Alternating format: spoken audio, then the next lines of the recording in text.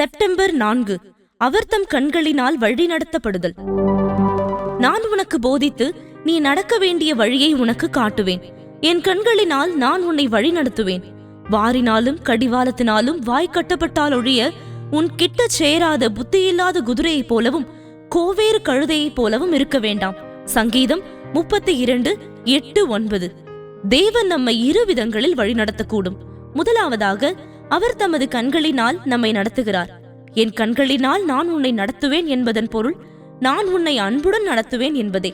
நம்மை மென்மையாகவும் அன்பாகவும் வழிநடத்த வேண்டும் என்பதே தேவனின் வாஞ்சையாகும். இவ்விதமாக ஒரு மெய்ப்பன் தன் ஆடுகளை நடத்தி செல்கிறான்.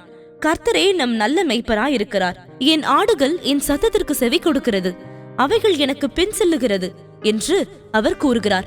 இரண்டாவதாக, அவர் தம்முடைய அன்பினால் நம்மை நடத்தும் போது நாம் அதற்கு இணங்கி ஒப்புக்கொடாத பட்சத்தில் ஒரு குதிரையோ கழுதையோ நடத்தி செல்லப்படுவது போல அவர் நம்மை வாரினாலும் கடிவாளத்தினாலும் வழிநடத்துகிறார்.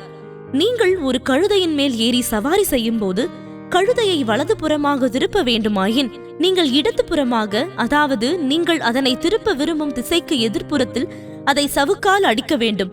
சிலர் தங்களுக்கு ஏதேனும் வியாதியோ விபத்தோ வேறு ஏதேனும் ஆபத்தோ நேரிடும் போதுதான் கீழ்ப்படுகிறார்கள்.